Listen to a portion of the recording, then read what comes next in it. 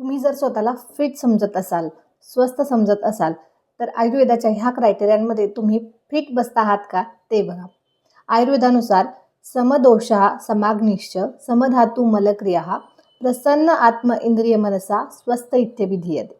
म्हणजेच ज्याचे समदोष आहेत, याचाच अर्थ त्याचे वात पित्त कफ हे तिन्ही दोष प्राकृत असून त्यांचं कार्य सुरळीतपणे चालू आहे. सम अग्नी म्हणजेच अग्नी अगदी व्यवस्थित आहे, वेळेवर भूक लागते आहे, जेवलेलं अन्न व्यवस्थित पचतं आहे.